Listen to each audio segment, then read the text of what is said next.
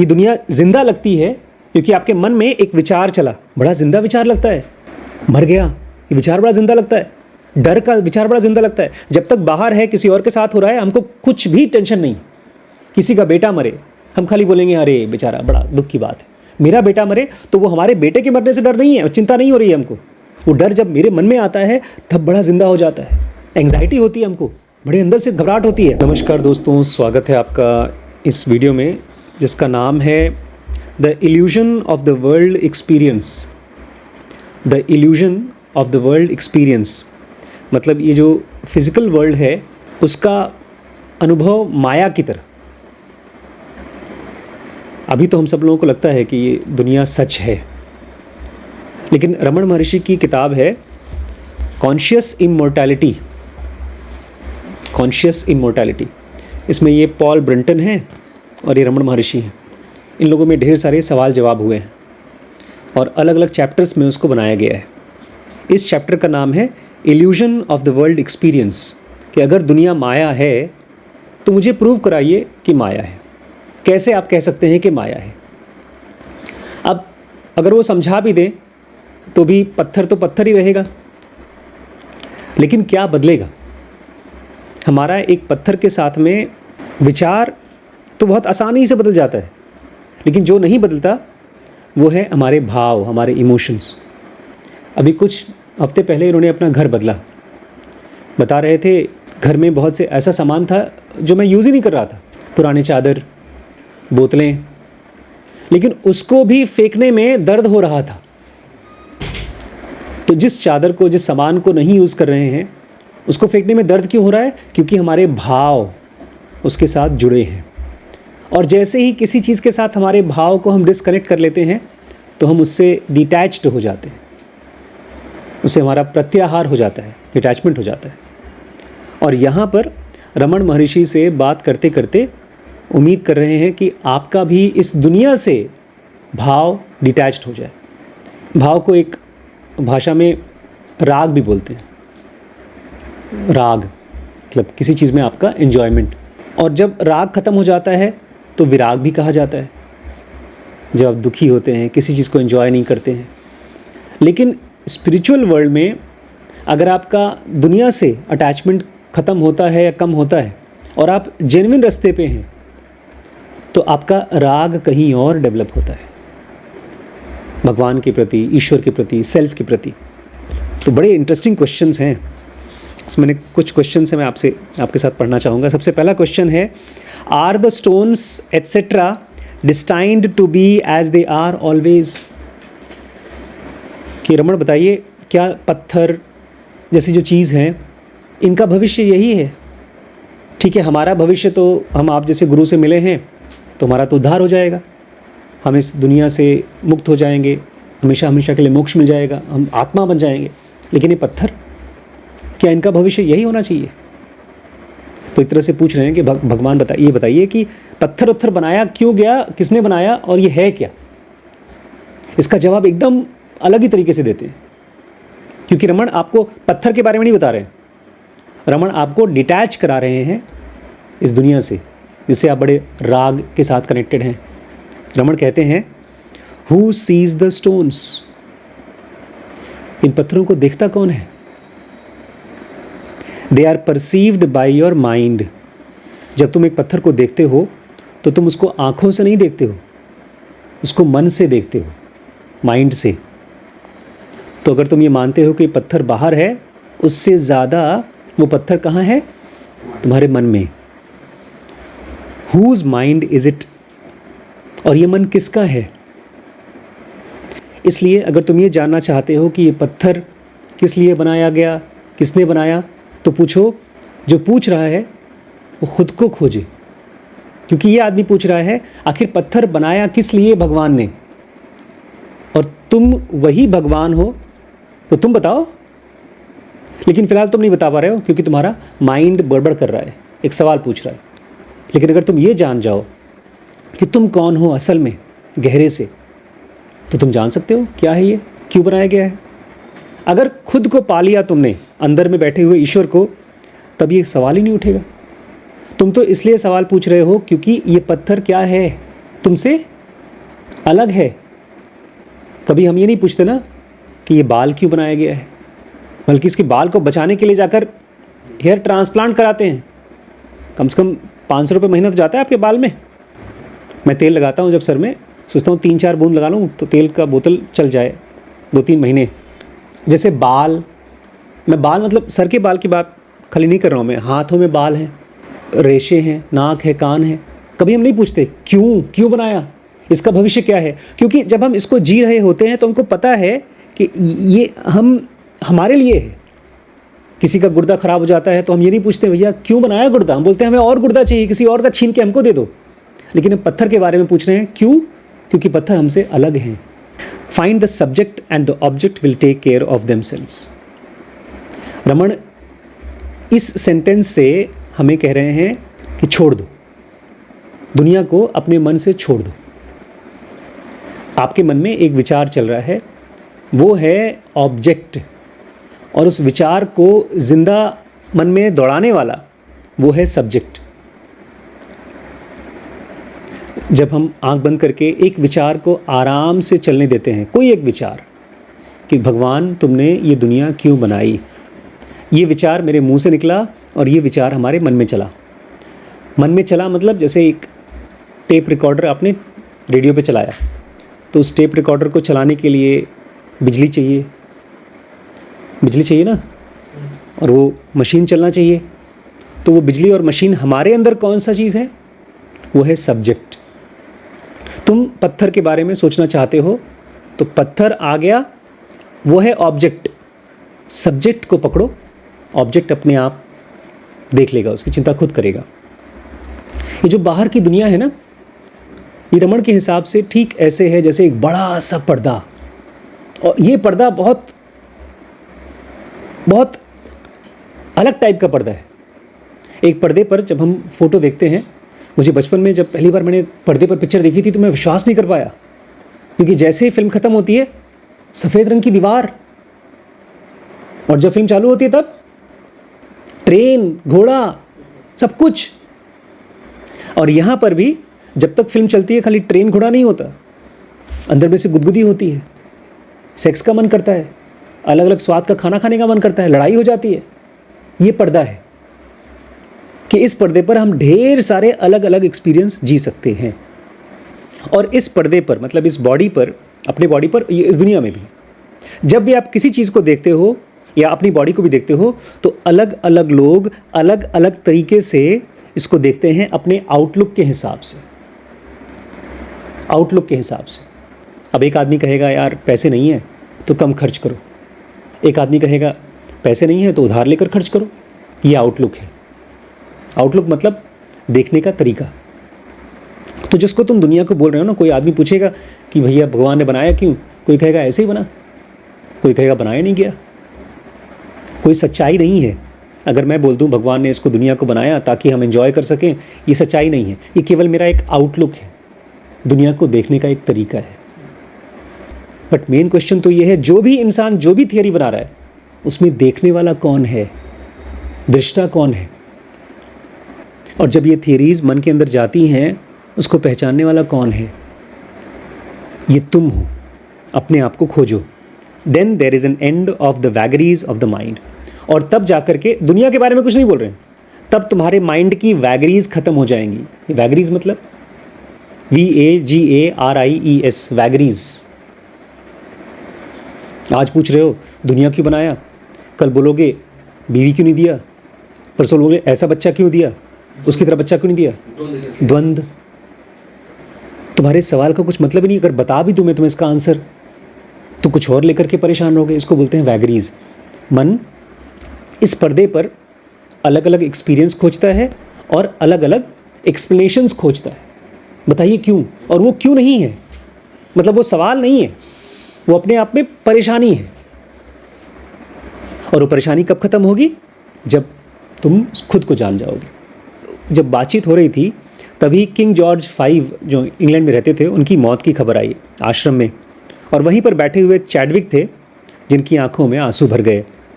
तो सभी लोगों ने बड़े रुआसे से कि उनके राजा की डेथ हुई, उनको पसंद करते थे, तो सब ने उसको बड़े दया से, प्यार से उसको सिंपैथी दी। रमण चुपचाप चुपचाप देख रहे हैं। फिर चिल्लाए, मूर्खों, तुम लोग रो रहे हो, तुम चाहो तो खुद मर सकते हो अपने आप को जानने के लिए, और उसके बाद तुम आराम से जी सकते हो बिना मौत के, और क्या नौटंकी चल रही है यहाँ पर? उसके लिए रो रहे हैं, इसके लिए रो रहे हैं। अगर सचमुच में कुछ करना है तो मरो, खुद को जानने के लिए मरो, और उसके बाद कभी मौत छुएगी नहीं तुमको। अगर तुम खुद को अमर बना सकते हो तो किसी और की मौत के बारे में चिंता ही क्यों कर रहे हो? जो सेल्फ है, तुम्हारे अंदर बैठा हुआ जो ईश्वर है, वो मरता ही नहीं, खाली शरीर मरता है। और लास्ट में कहते हैं तुम लोगों का ये देखने का तरीका केवल मटीरियलिस्टिक है, तुम केवल मटीरियल चीज़ों को देखते रहते हो।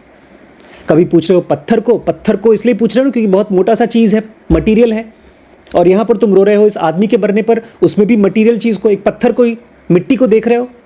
तुम अपने अंदर में क्यों नहीं देखते हो जो मरता ही नहीं?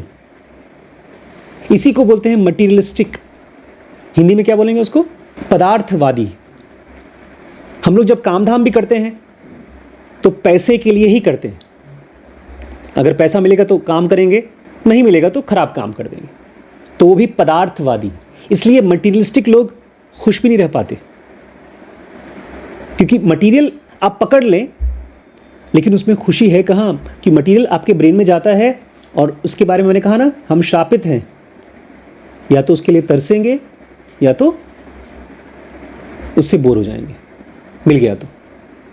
ये श्राप है, मटीरियल का श्राप है। इसे सपना देखिए आप। पॉल ब्रंटन जिन्होंने किताब लिखी है, उनके साथ सवाल जवाब किया है, उनकी एक बिल्ली थी, उसको एक शेर खा गया तो बेचारा रोने लगा। उस रोने पर किसी ने रिग्रेट दिखाया, अपना दुख दिखाया कि बेचारी मर गई। तो भगवान कहते हैं, रमण कहते हैं, अरे तुम काहे की चिंता कर रहे हो? तुम्हारी जो रैबिट मरा है, बिल्ली नहीं थी, रैबिट थी, खरगोश, उसकी स्पिरिट अभी भी तुम्हारे आसपास है, ये गया नहीं है, उसके बारे में चिंता मत करो, वो मर चुका है, अब शांत रहो। छोटे बच्चों का जो रवैया होता है ना खिलौनों के बारे में, ये हमसे चाहते हैं हम मौत के बारे में वही रवैया बना लें। अब टूट गया है, ख़त्म करो। पापा ने मेरा एक खिलौना उठाकर फेंक दिया था, मैं और बब्बू दोनों छोटे भाई खेल रहे थे, छोटा सा प्लास्टिक का खिलौना था। कल इम्तिहान था मेरा, कल, और आज मैं प्लास्टिक का खिलौने से, वो बैडमिंटन था, वो बॉल डाला, मारा तो इधर जाए, बड़ा मज़ा आ रहा था खेलने में। पिताजी रमण महर्षि की तरह देख रहे थे, अभी छोड़ देगा। एक दो बार बोले, मुन्ना पढ़ लो बेटा, कल एग्ज़ाम है। हाँ पापा, बस 5 मिनट। तो तीसरे 5 मिनट के बाद वो आए और मैं विश्वास नहीं कर पाया, क्योंकि उसको लिटरली पैसा देकर खरीद के लाए थे। वो उठा के पीछे फेंक दिया, तीसरे फ्लोर से नीचे, और उसके छोटे छोटे बॉल थे, वो कहाँ से मिलेंगे? यही रवैया चाहते हैं मौत के प्रति हमारा हो। मर गया, बात ख़त्म, अपना काम करो। और काम क्या है? खुद को जानने की कोशिश करो। रमण कह रहे हैं कि जब हम अखबार पढ़ते हैं तो उसमें ढेर सारे आर्टिकल्स पढ़ते हैं, लेकिन कभी उस कागज़ की केयर नहीं करते, खाली आर्टिकल पढ़ते हैं। जब भी हम दुनिया को देखते हैं तो केवल शैफ लेते हैं, CHAFF, बताया शैफ को हिंदी में क्या बोलते हैं? और हम सब्सटेंस नहीं लेते।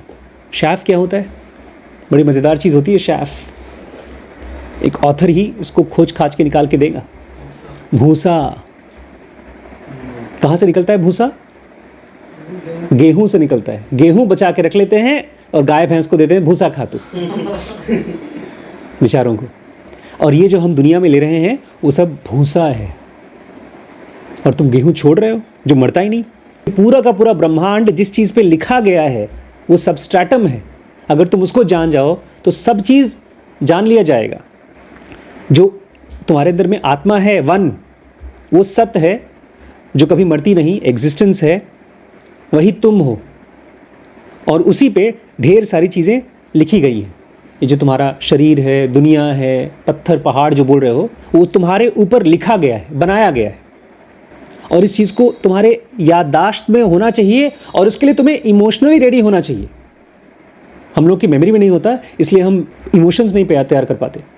दूध जब ख़राब हो जाता है हम उसके लिए रोते नहीं हैं, लेकिन जब कोई बूढ़ा हो जाता है और मर जाता है उसके लिए रोते हैं, क्योंकि हमारे अंदर में इमोशंस रेडी नहीं है। रमण महर्षि का इमोशन रेडी हो चुका था। कि ये शरीर एक दूध की तरह है, दही की तरह है, अब ये सड़ गई, अब फेंकने लायक है। वो रोते नहीं इसके लिए। जो कुछ भी देख रहे हो उसका एक अंत है। जो भी चीज़ बनाई गई है उसका एक डिस्ट्रक्शन है या तो उसका अंत है, लेकिन ये कहानी ख़त्म नहीं होती। जो दिखता है उसका तो अंत है, लेकिन जो चीज़ क्रिएट नहीं हुआ है, जिसको बनाया नहीं गया है, उसका कोई अंत नहीं है, लेकिन वो है। हमें ये मालूम करना चाहिए वो कौन सी चीज़ है जो अपीयर करती है, जो दिखती है। The destruction of that which appears is the end. अंग्रेजी को जानबूझ के ऐसा लिखा गया है ताकि आपका दिमाग विचार पूछें कि क्या बात कर रहे हैं। The destruction of that which appears is the end. जो चीज़ दिखती है उसका जब डिस्ट्रक्शन होता है, बर्बादी होती है, उसी को अंत कहा जाता है। और जो चीज़ है वो हमेशा के लिए है। उस चीज़ का जिसको हम देख रहे हैं, अपीयर हमारे आंखों के सामने दिख रहा है, उसका कोई इंडिपेंडेंट एग्जिस्टेंस नहीं है। इस शरीर का, इस पहाड़ का, ये पहाड़ पत्थर हम इसलिए देख रहे हैं क्योंकि हमारा मन है। ये पहाड़ अपने आप में है नहीं, ये पत्थर है नहीं, ये हमारे मन का एक प्रोजेक्शन है। इस आदमी ने यही पूछा था ना कि भगवान ने बनाया क्यों। बहुत से लोग पूछते हैं आखिर जब भगवान चाहता नहीं है कि वो अमर है, मोक्ष चाहता है हमारे लिए, तो बनाया क्यों। नहीं बनाया, वो खाली दिखता है। जैसे एक फिल्म के पर्दे पर कोई ट्रेन नहीं बनाई गई है, वो खाली दिखती है। अगर कोई ये भी कहे नहीं नहीं, कम से कम आपने रील तो बनाया, कैमरा से तो खींचा, नहीं, वो सब एक भ्रम बनाया गया है ताकि आप आधे घंटे के लिए, 1 घंटे के लिए अपने आप को भरमा सकें। आप लोग ये सवाल पूछते हो कि जन्म क्या है, इंसान कौन है। ये सब चीज़ें पूछने के बजाय आप ये पूछो who and how are you now. इस समय तुम कौन हो और इस समय तुम कैसे हो। अगर दुखी हो तो वो दुख तुम्हारे अंदर किसको हो रहा है। अगर तुम खुश हो तो किस स्पेस में, किस खाली जगह में वो खुशी घूम रही है, उसको देखो। और तब ये बकवास तुम्हारे मन में आएंगे ही नहीं। ये बकवास सवाल है। ये बकवास सवाल ऐसे ही हैं जैसे आप एक छोटा बच्चा पूछे कि ये 1 2 3 4 क्यों बनाया गया। अरे भाई, हिसाब किताब बनाने के लिए बनाया गया। बचपन में चिल्लाते थे हम लोग, किसने किताबें लिखी है केमिस्ट्री की। उसका कोई पर्पस था, है पर्पस। रमण कह रहे हैं तुम वही हो, जो वही एक ही इंसान हो जो गहरे से सो रहा था वो, या जो सपना देख रहा था वो, या जो जगा हुआ है वो। ये बताओ कि जो तुम अपने बारे में सोचते हो कि मैं, मेरा घर या मेरी नौकरी, इसको बोलते हैं आई थॉट। मेरी फेवरेट फिल्म आई थॉट, या बॉडी को बोलते हैं जीव। क्या तुम ये हो? क्या ये जो विचार चल रहा है ये तुम्हारा स्वभाव है? कृष्ण बोलते हैं गीता में, अर्जुन तुम्हारा स्वभाव क्या है? नेचर, विचार नेचर नहीं है। ये बात खत्म नहीं हुई।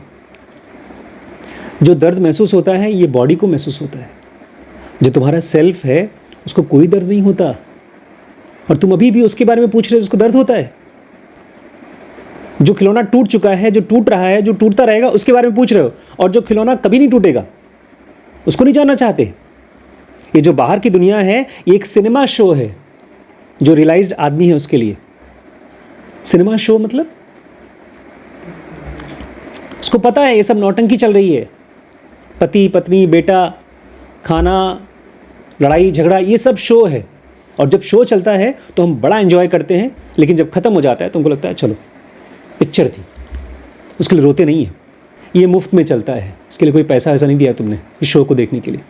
और ये कब कब चलता है? डे एंड नाइट, 24 घंटे चलता रहता है।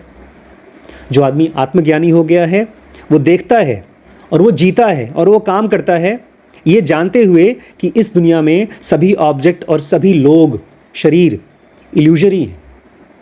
उसको पता है कि हाँ ये मेरी बीवी है, ये इल्यूजरी है, जाएगी। और वो अपने आप को तैयार करके रखता है और अपने जाने के लिए भी तैयार करके रखता है। ये तो हम लोग कल पढ़ रहे थे कि एक आदमी मरा, फिजिकल बॉडी उसकी छूट गई और वहाँ गया, उसको अंकल चार्ली मिल गए वहाँ, और फिर अंकल चार्ली उसको पहुँचा करके वो भी अपना गायब हो गए। वो जानता है कि ये सब चीज़ें इल्यूजरी हैं। ठीक ऐसे जैसे एक आम आदमी ये जानता है पिक्चर दिखाया गया जो सिनेमा होता है उसमें सभी कैरेक्टर्स नकली होते हैं, इल्यूजन होते हैं, वो सच में होते नहीं हैं। लेकिन बेचारा जो आम आदमी है वो जो बाहर की दुनिया को रियल मानता है, लेकिन जो आत्मज्ञानी है वो इस बाहर की दुनिया को, जिसको बाकी लोग रियल मानते हैं, वो रियलाइज्ड आदमी इसको इल्यूजरी सिनेमा मानता है। इसी को कृष्ण कहते हैं जो योगी होता है वो जिसके प्रति सब सोते हैं उसके लिए जगता है। मतलब एक आम आदमी सो रहा है सेल्फ के लिए, उसको नहीं पता सेल्फ वेल्फ क्या होता है, उसके बारे में कभी सोचता भी नहीं। लेकिन एक आम आदमी उसके लिए सोता है जिसके लिए योगी जगता है। एक आम आदमी दुनिया के लिए बड़ा जगह है, अरे क्या चल रहा है भैया, कौन जीतेगा इलेक्शन, और इलेक्शन जीता कैसे गया है, इसमें कोई धांधलेबाजी चली है कि नहीं, इसके लिए आम आदमी बड़ा जगा हुआ है, इसी की बात कर रहा है। लेकिन योगी बोलता है ये सब तो मेरे लिए डेड है, चाहे बीजेपी जीते चाहे कांग्रेस जीते, मेरे लिए तो सबके सब इल्यूजन ही है, झूठ ही है, पिक्चर चल रहा है। लेकिन एक योगी जग रहा है किसके लिए, जो कभी मरता नहीं उसके लिए। मेन प्रॉब्लम ये है, ये जो ब्रह्मांड है ये ऐसा नहीं है कि ये अलग है और मैं अलग हूँ, ये हमसे अलग एग्जिस्ट नहीं करता। इस चीज़ को अगर आप समझ जाएं तो आप एक्सपीरियंस करना चाहेंगे। भगवान कृष्ण ने इसको विश्व रूप के फॉर्म में दिखाया। पूरा का पूरा ब्रह्मांड इवॉल्व कर रहा है धीरे धीरे। बायोलॉजी कहती है लाखों करोड़ों सालों में एक जीवाणु बनता है, उसमें से 2 जीवाणु बनते हैं, उसमें से कीड़े मकोड़े बनते हैं, फिर उसमें से जानवर बनते हैं, मछलियाँ बनती हैं, फिर धीमे धीमे इंसान बनते हैं, सब कुछ बनता है, ब्रह्मांड बनता है। इसको बोलते हैं एवोल्यूशन। सारी बाहर की चीज़ें are spun out of self, ये तुम्हारे हमारे सेल्फ में से स्पन आउट हुई हैं। स्पन मतलब समझते हैं? जैसे फिरकी चलती है उसको बोलते हैं स्पिनिंग, स्पिनिंग द व्हील। ऐसे व्हील घुमा और उसमें से कर्र करके पूरा ब्रह्मांड निकल के आ रहा है। लेकिन ये भगवान में से नहीं निकल के आ रहा है, तुम्हारे सेल्फ में से निकल के आ रहा है। तुम मुझसे पूछ रहे हो कि भगवान ने क्यों बनाया, अरे तुम्हारे अंदर से निकल के आ रहा है। ठीक वैसे जैसे तुम सोते समय सपना स्पिन कर लेते हो, खट से क्रिएट कर लेते हो सपना, और फिर गायब भी तुम ही करते हो। भगवान पूछते हैं कि आखिर ये दुनिया कहाँ गायब हो जाती है। जब तुम गहरी नींद में जाते हो तो पूछा नहीं कभी कहाँ गई। तब भी हम रहते हैं गहरी नींद में, लेकिन दुनिया नहीं रहती। इसलिए तुम्हारे सवाल का जवाब यही समझो कि जो तुम्हारा सेल्फ है वो इन सब चीज़ों का सबस्ट्रैटम है। ये मत कहो कि भगवान ने ये सब किया ना, सेल्फ तुम्हारा अपना सेल्फ इन सब चीज़ों का सबस्ट्रैटम है। सबस्ट्रैटम मतलब वो फाउंडेशन जिसके ऊपर सब बनाया गया है, उसी के ऊपर सब खड़ा हुआ है। ये दुनिया जिंदा लगती है क्योंकि आपके मन में एक विचार चला, बड़ा जिंदा विचार लगता है। मर गया, ये विचार बड़ा जिंदा लगता है। डर का विचार बड़ा जिंदा लगता है। जब तक बाहर है, किसी और के साथ हो रहा है, हमको कुछ भी टेंशन नहीं। किसी का बेटा मरे, हम खाली बोलेंगे अरे बेचारा, बड़ा दुख की बात है। मेरा बेटा मरे तो वो हमारे बेटे के मरने से डर नहीं है, चिंता नहीं हो रही है हमको। वो डर जब मेरे मन में आता है तब बड़ा जिंदा हो जाता है। एंग्जाइटी होती है हमको, बड़े अंदर से घबराहट होती है। अगर सेल्फ होता ही नहीं तो हम लोगों के लिए ब्रह्मांड नहीं होता। इसलिए अगर तुम ये पूछते हो पत्थर, उसमें कोई रियलिटी नहीं है। अगर रियलिटी है it is in the self. तुम पूछ रहे हो ब्रह्मांड को भगवान ने पत्थर क्यों बनाया, इसीलिए ताकि ऐसे ही पत्थर पत्थर पत्थर रहे, नहीं, उसमें कोई रियलिटी नहीं है। इस चीज़ का एहसास केवल एक ज्ञानी को ही आता है, और ज्ञानी वो जो इसके पीछे पड़ा रहता है, जानना चाहता है। और ये चीज़ें एक बेईमान को रिझती नहीं, पसंद नहीं आती, क्योंकि वो केवल फिजिकल के लिए, मटेरियल के लिए जगा हुआ है, उसी गेम को खेलना चाहता है। वो बार बार रिपीट कर रहे हैं कि जो तुम्हारा सेल्फ है एक स्क्रीन है और उसके ऊपर पूरा ब्रह्मांड पिक्चर की तरह दिखाया जा रहा है। जो तुम्हारा सेल्फ है, स्क्रीन कभी बदलता नहीं है, और जो बाहर की चीज़ें हैं, पत्थर कभी दिखाई देगा, कभी पहाड़ दिखाई देगा, बदलता रहेगा। एक साधु, एक योगी का एक्सपीरियंस ये है कि वो शरीर है, और एक आम आदमी जो अज्ञानी है उसके हिसाब से भी वो शरीर है। लेकिन जो आम आदमी है वो ये मानता है कि मैं शरीर के अंदर हूँ, लेकिन एक योगी जानता है वो शरीर के अंदर भी है और बाहर भी है, क्योंकि उसको हमेशा ये बात याद रहती है कि बॉडी बिना सेल्फ के नहीं रह सकती। एक योगी के लिए जो सेल्फ है वो इनफाइनाइट है, अनंत है, जिसके अंदर ही बॉडी भी आती है। तो ये उनके पहले क्वेश्चन का आंसर था। क्वेश्चन क्या था कि भगवान ने पत्थर उत्थर क्यों बनाया भाई, क्या उसका यही डिस्टाइंड था इसलिए बनाया गया था। एक क्वेश्चन कल पूछेंगे हम लोग, मतलब पढ़ेंगे, what are the steps in the spiritual practices. ठीक है भैया, आप बताइए, अब जब इतना बता ही दिया अपने सेल्फ को जानने के लिए, तो कौन कौन से स्टेप्स हैं स्पिरिचुअल प्रैक्टिस करने के लिए? कल पढ़ें कि अभी? कल पढ़ते हैं।